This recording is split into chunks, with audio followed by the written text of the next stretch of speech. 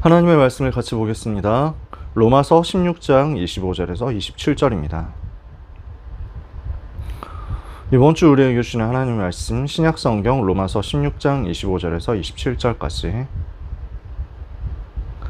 로마서 16장 25절에서 27절 찾으셨으면 같이 읽겠습니다. 나의 복음과 예수 그리스도를 전파함은 영세 전부터 감추어졌다가 이제는 나타내신 바 되었으며 영원하신 하나님의 명을 따라 선지자들의 글로 말미암아 모든 민족이 믿어 순종하게 하시려고 알게 하신 바 그 신비의 계시를 따라 된 것이니 이 복음으로 너희를 능히 견고하게 하실 지혜로우신 하나님께 예수 그리스도로 말미암아 영광이 세세 무궁하도록 있을지어다. 아멘. 이번 주 우리가 붙잡을 6월 마지막 주 학원 복음화 메시지입니다. 로마 복음화에 제자들을 두고 우리가 같이 말씀을 나누어야 되겠습니다. 로마를 복음한 제자들이 어떻게 세워졌으며 우리는 무엇을 준비하고 이 시대에 이런 증인들처럼 쓰임받을 것인지를 확인하고 기도 제목 나누기를 원합니다. 하나님은 우리를 가장 가치 있는 존재로 부르셨거든요. 왜 우리가 가장 가치 있는 존재입니까? 세상이 잘 모르는데, 사람들이 잘 모르는데 여러분이 가장 가치 있는 존재인 이유는 무엇입니까? 예수 그리스도께서 우리를 구원하시기 위해서 피를 흘리시고 죽으시기까지 하셨기 때문입니다. 그래서 성경은 우리를 보고 피값으로 사신 영혼이다. 그리스도께서 자기 피로 값주고 사신 영혼 한 생명이다 라고 표현합니다. 그래서 에베소서 1장 7절에는 그리스도께서 흘리신 그 피로 말미암아 우리가 구속 곧 죄사함을 받았다. 우리를 대속하시기 위해서 예수님이 자기 피를 흘리시고 십자가에서 죽기까지 하셨다는 것입니다. 고린도전서 8장 11절에는요. 그는 그리스도께서 위하여 죽으신 형제다. 이런 표현을 합니다. 요한일서 4장 10절에는 사랑은 여기 있으니 우리가 하나님을 사랑한 것이 아니요 하나님이 우리를 사랑하사 우리 죄를 속하기 위하여 자기 아들을 화목 제물로 우리에게 보내셨습니다. 그래서 우리를 살리시기 위해서 화목 제물이 필요한데 죽으시기 위한 그 제물로 보내신 분이 바로 자기 아들 독생자 예수 그리스도셨다. 요한복음 3장 16절에 하나님이 세상을 이처럼 사랑하사 독생자를 주셨으니 이는 그를 믿는 자마다 멸망하지 않고 영생을 얻게 하려 하심이라. 로마서 5장 8절에는요. 우리가 아직 죄인 되었을 때 그리스도께서 우리를 위하여 죽으심으로 하나님께서 우리에게 대한 자기의 사랑을 확증하셨다고 했습니다. 왜 가치 있느냐? 그리스도께서 살리시기 위해서 자기 피를 흘리시고 죽기까지 하신 영혼이기 때문입니다.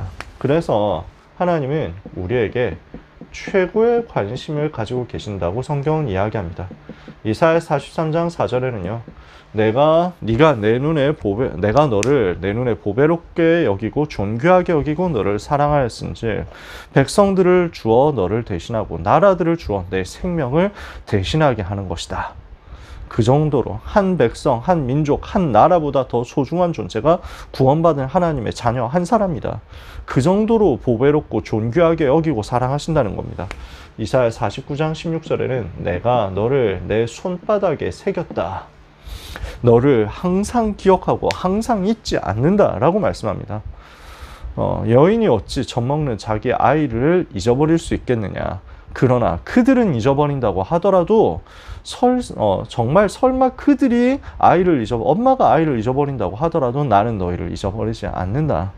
하나님은 그렇게 하나님의 자녀에게 최고의 관심을 가지고 계십니다. 그러니까 너무 가치 있고 소중하다는 거죠. 우리를 통해서 하실 하나님의 절대 계획의 성취가 있습니다. 우리는 하나님의 절대 계획을 성취할 주역으로 부름받은 것입니다. 예레미야 1장 5절에는요. 그래서 내가 모태 짓기 전에 너를 알았다. 하나님께서는 우리를 태어나기 전부터 계획하시고 알고 계시고 우리를 열방의 선지자로 부르셨다고 말씀합니다. 세계복음을 할 주역으로 처음부터 우리를 계획하시고 부르셨다는 거예요. 사도행전 9장 15절에 가라 이 사람은 내 이름을 이방인과 임금들과 이스라엘 자손들에게 전하기 위하여 택한 나의 그릇이다. 하나님께서는 우리를 이미 그렇게 정해놓고 예정하시고 예비하시고 우리를 구원하신 것입니다. 그래서 우리는 너무너무 가치 있는 존재다. 하나님의 자녀 한 사람의 가치는 한 나라, 한 민족보다 소중하다 할 정도로 중요하고 가치 있다. 그러므로 렘넌트는 절대로 속으면 안 됩니다. 나 같은 게 뭘 할 수 있을까? 나 같은 게 무슨 가치가 있을까? 하나님은 절대로 그렇게 생각하시지 않습니다. 여러분은 여러분의 존재 자체로 너무너무 가치 있고 소중합니다. 그리고 세상이 절대 알 수 없고 세상이 절대 할 수 없는 하나님의 위대한 일을 하나님은 렘넌트 한 사람을 통해서 이루십니다. 그래서 나만이 할 수 있는 세계 복음화를 하나님은 계획해 놓고 계십니다. 다른 사람은 할 수 없고 나 한 사람만이 감당할 수 있는 세계 복음화의 한 부분이 있습니다. 이것을 우리는 흔히 이면 계약이라고 부릅니다. 하나님과 나만이 알고 있는 계약이라는 말이죠. 그래서 세상이 눈에 보이게, 모든 사람들이 다 눈에 볼 수 있도록 아는 것이 계약서, 계약인데, 근데 그 사람과 나만이 알고 있는, 계약 당사자만이 알고 있는 숨은 계약이 있습니다. 그 숨은 계약, 히든 컨트랙트를 이면 계약이라고 우리는 부릅니다. 하나님과 나 사이에 정해져 있는 그 약속이죠. 오늘 이것을 여러분이 발견하게 되시기를 바랍니다. 로마 복음한 제자들은 바로 그 이면 계약 가진 사람들이었습니다. 나는 가치 있는 존재다. 하나님이 기억하시는 존재다. 하나님이 그 이름을 아시는 존재다. 그래서 나는 너무 소중한 존재고 나를 통해서 하실 세계복음화의 일을 하나님은 결국 이루실 것이다. 이것을 믿으시기 바랍니다. 사람들은 거짓말하거든요. 세상은 거짓말합니다. 너는 성적이 어떻다. 그러니까 너는 이 정도의 가치가 있다. 너는 대학을 이 정도 다니니까 이 정도 가치가 있는 존재일 뿐이다. 너는 재산이 이 정도 되니까, 너는 집을 이 정도 살고 있으니까, 너는 이제 좋은 차, 어느 정도 차를 타고 있으니까, 너는 딱 이 정도 수준의 인재다. 그건 거짓말입니다. 세상은 눈에 보이는 것을 가지고 판단하죠. 하나님의 말씀을 우리는 붙잡아야 되겠습니다. 하나님이 나를 가리켜서 무엇이라 하시는가를 우리는 계속 들어야 됩니다. 내 생각 속에 뿌리 깊게 박혀있는 세상이 평가하고 세상이 판단하고 세상이 제안하는 나 말고 하나님이 보시고 하나님이 사랑하시고 하나님이 귀중하게 여기시고 하나님이 만들어 가실 나를 자꾸 발견할 수 있도록 우리는 하나님의 음성을 들어야 됩니다. 말씀을 계속 들으면 생각 바뀌거든요. 그래서 여러분은 뭘 억지로 하려고 하지 않으셔도 됩니다. 하나님의 말씀을 계속 듣고 있으면 내 생각이 어느 날 바뀝니다. 그 말씀이 쌓이고 쌓이면서 내 생각이 바뀌고 내 체질이 바뀌면 행동과 삶은 저절로 바뀌게 되어 있습니다. 성령의 감동으로 되어지는 것이 올 것입니다. 오늘 하나님이 나를 부르실 때 이렇게 가치 있고 소중한 존재로 부르셨다는 사실을 발견하고 그 속에서 나에게만 맡겨주신, 나만이 할 수 있는 세계복음화의 그 언약을 붙잡는 여러분 되시기를 바랍니다. 왜 하나님은 이 시대에 로마 복음화를 계획하셨습니까? 로마를 복음화해야 하는 이유는 무엇입니까? 하나님은요, 세계 복음화를 위한 절대 계획을 가지고 계시거든요. 그래서 성경 구절 많이 써야 되겠지만 하나님 떠난 인생이 멸망 가운데로 가는 것을 하나님은 원하지 않으시고 기뻐하지 않으시고 하나님은 세상이 자신과 하나님과 화목하기를 원하셨습니다. 죽어가는 영혼이 하나님께로 다시 돌아오기를 바라셨습니다. 에베소서 2장 11절 19절에 하나님께서는 이 백성이 저 영혼들이 하나님을 만나고 하나님과 함께하는 그 축복을 다시 회복하기를 바라고 계셨습니다.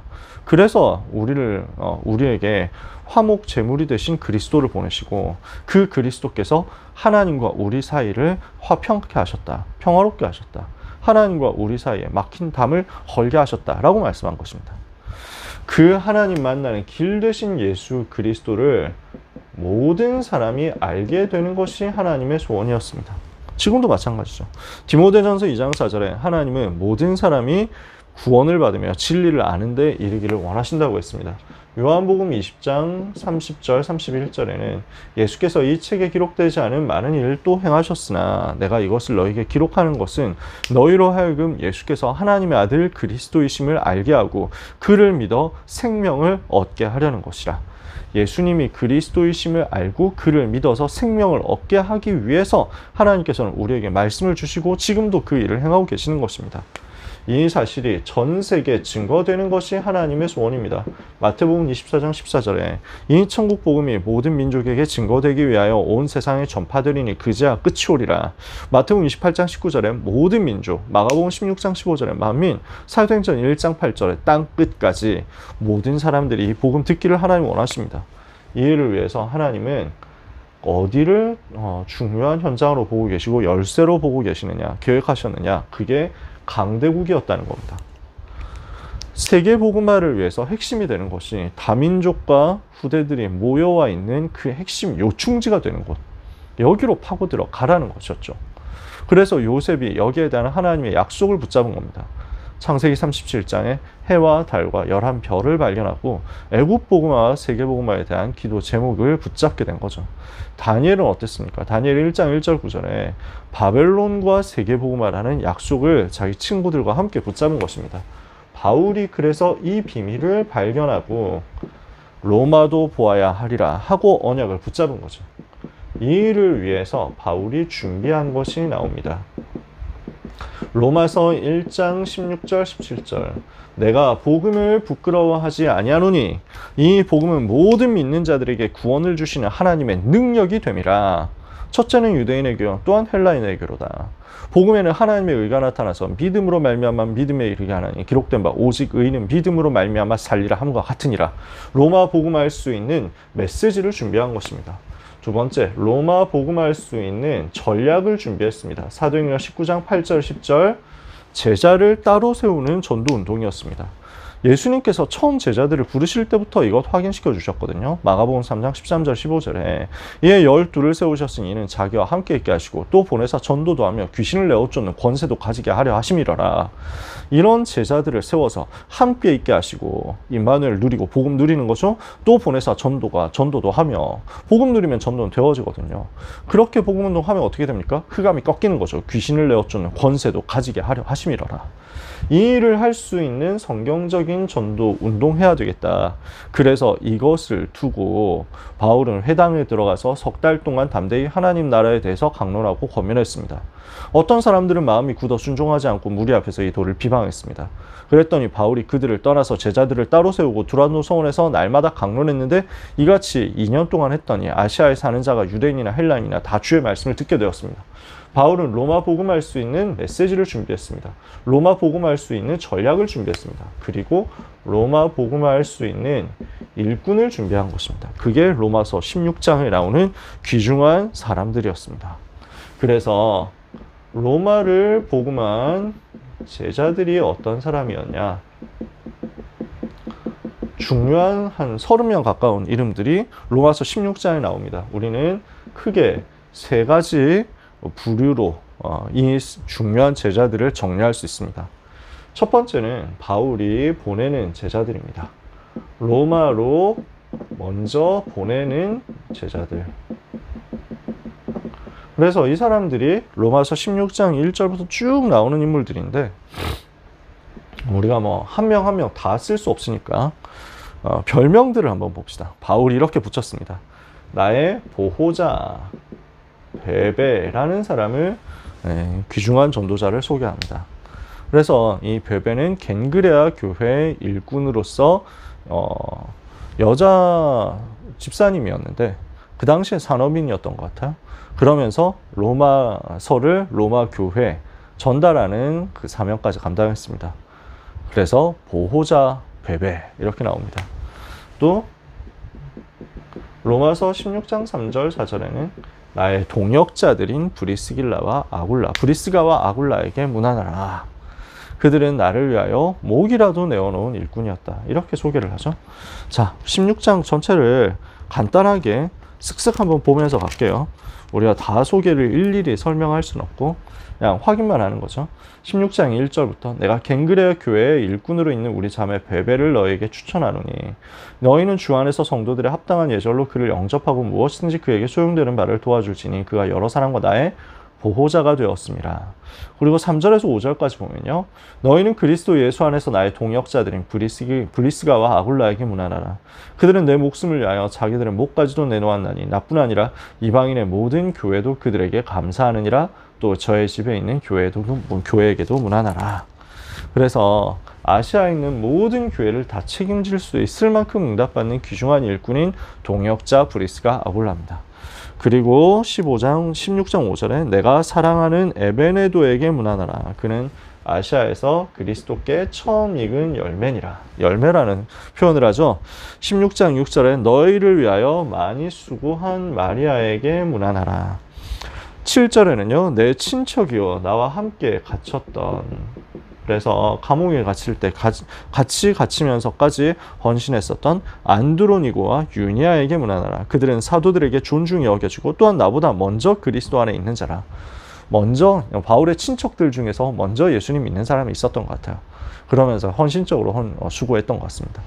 그리고 16장 8절입니다. 주 안에서 내 사랑하는 암블리아에게 문안하라. 사랑하는 자 이렇게 나오죠. 그 다음에 10절에 9절에 그리스도 안에서 우리의 동역자인 우르바노와 날 사랑하는 스다구에게 문안하라. 10절에는 그리스도 안에서 인정함을 받은 아벨레에게 문안하라. 이런 일꾼이 나옵니다. 아리스토블로의 권속에게 문안하라. 내 친척 헤로디온에게 문안하라. 나기수의 가족 중 주 안에 있는 자들에게 문안하라. 주 안에서 수고한 드루베나 드루보사에게 문안하라. 주 안에서 많이 수고하고 또 사랑하는 버시에게 문안하라. 주 안에서 택하심을 입은 루포와 그의 어머니에게 문안하라. 그래서 택하심을 입은 사람들이 나오죠.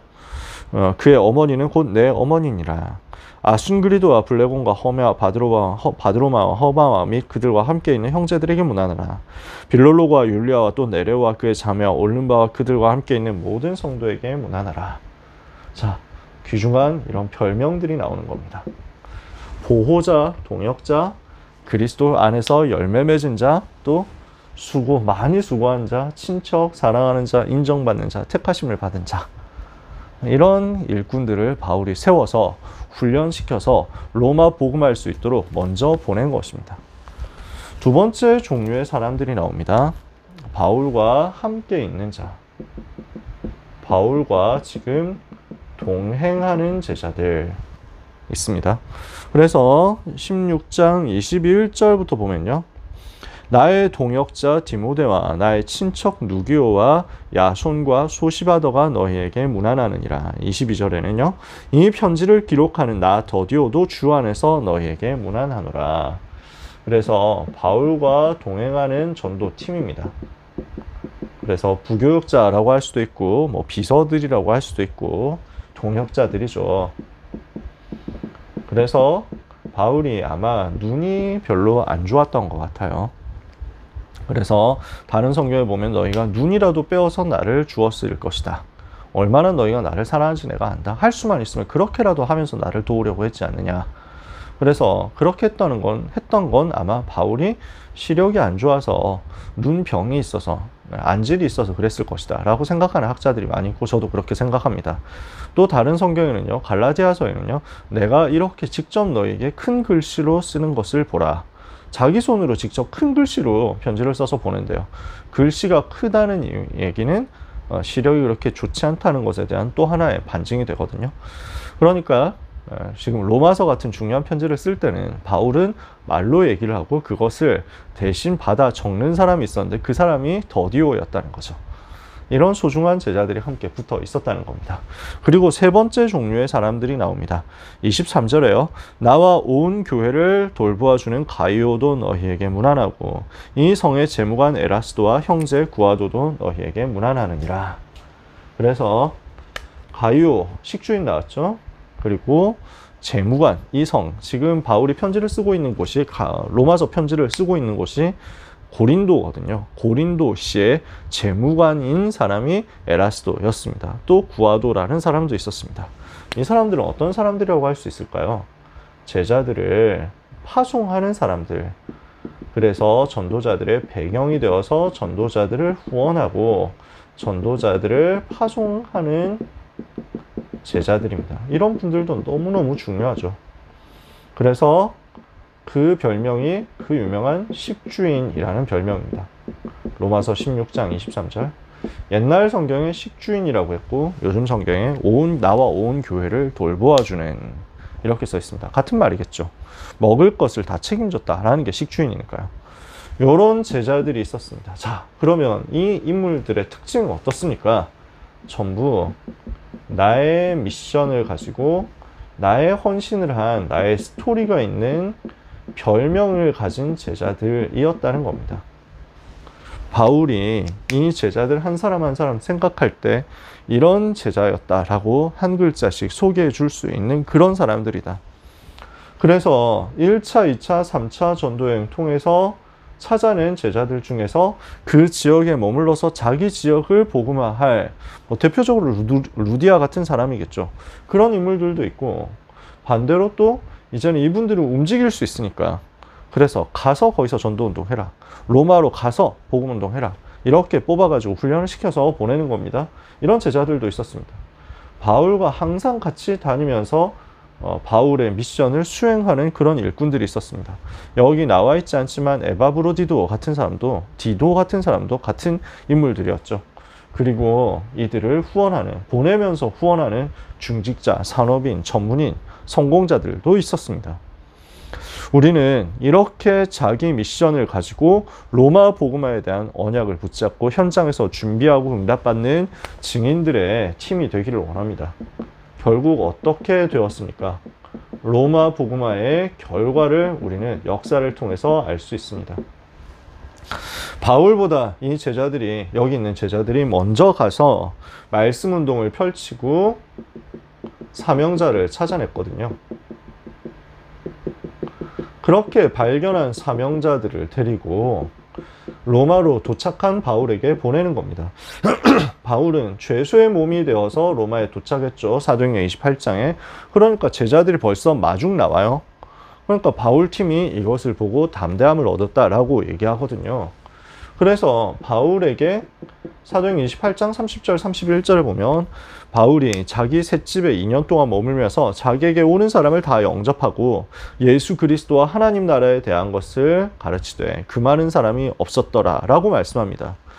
죄수인 바울이 머물고 있는 셋집이 로마 복음화를 하는 센터가 되어서 여기에 계속 제자들이 모여들고, 바울은 밖으로 못 나가지만 오는 사람 다 만날 수 있단 말이에요.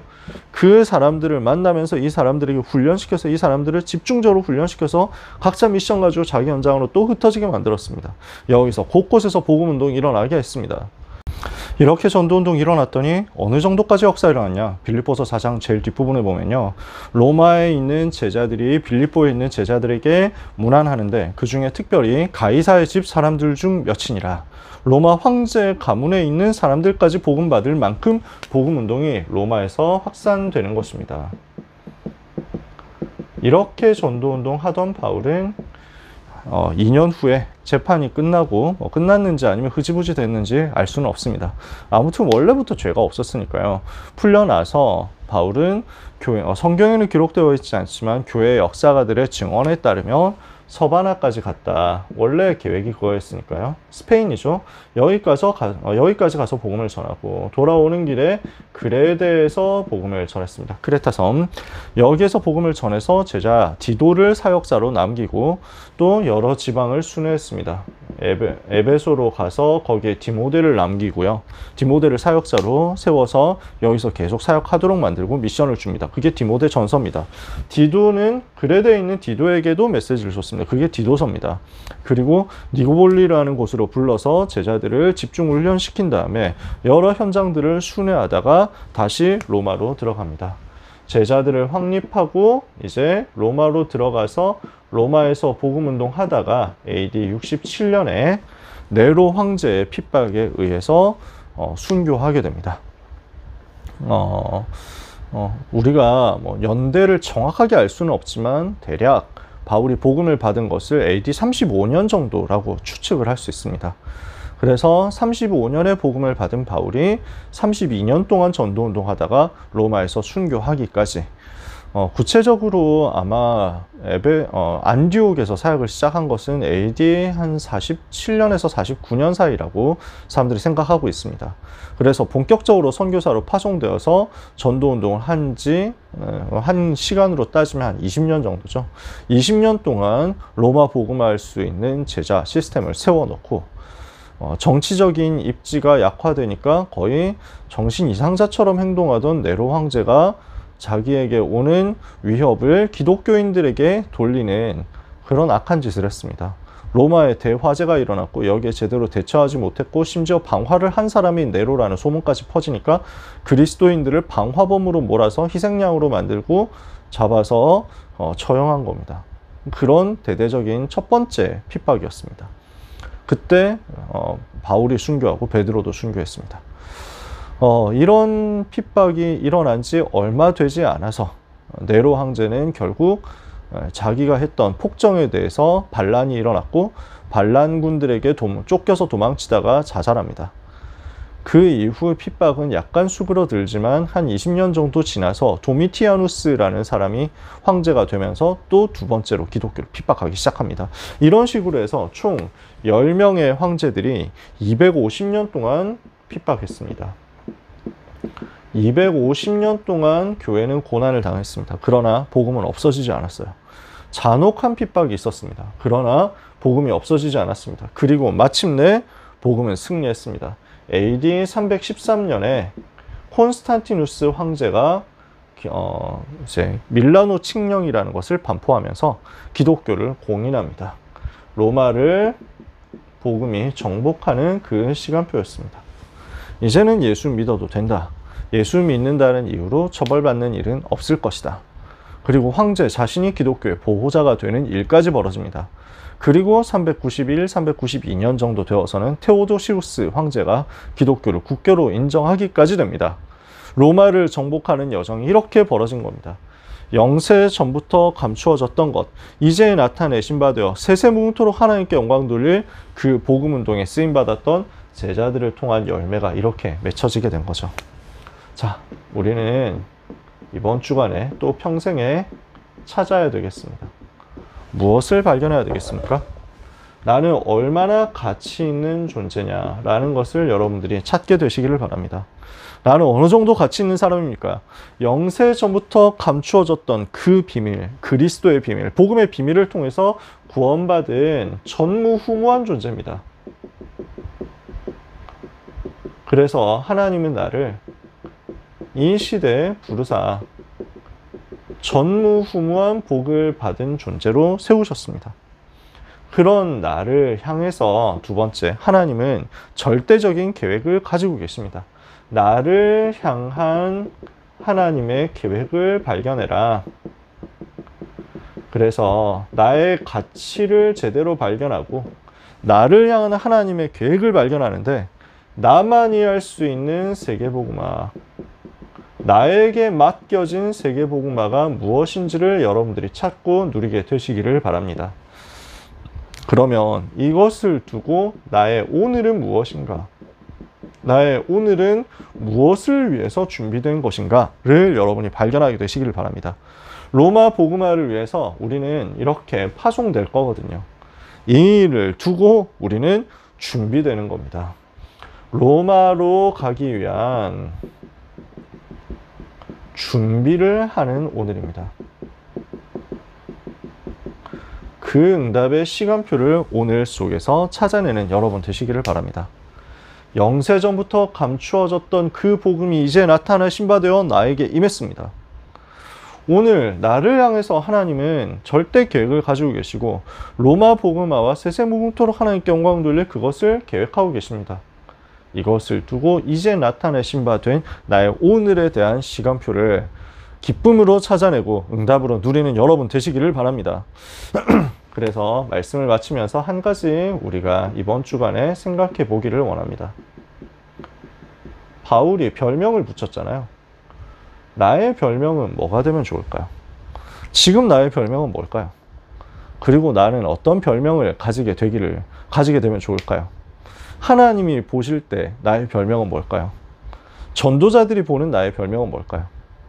우리를 통해서 복음받고 일어날 제자들이 나를 어떤 별명으로 기억하면 좋을까요? 이것을 여러분 이번 주간에 생각해 보시고 로마 복음하는 제자들처럼 그 대열에 서서 언약의 바톤을 들고 이어 달리다가 하나님이 하시는 그 영원한 역사를 감사로 하나님께 돌려드릴 수 있는 응답받게 되시기를 예수 그리스도 이름으로 축복합니다. 기도하겠습니다. 하나님 감사합니다. 로마 복음화의 제자들을 부르시고 그들을 사용하시고 로마를 결국 복음화하게 하셨던 주님이 이 시대에 우리를 똑같이 불러주셔서 전도운동하게 하시는 것을 감사합니다. 가장 가치 있는 복음운동, 전도운동, 생명운동 하게 하여 주옵소서. 영세 전부터 감추어졌던 것, 이제 나타내심 받은 것, 세세무궁토록 하나님께 영광 돌릴 그 복음과 복음운동에 우리의 전생애가 쓰임받을 수 있도록 나의 이면계약을 찾고 하나님께 나의 오늘을 드리는 축복이 있게 하옵소서. 예수 그리스도의 이름으로 기도합니다. 아멘.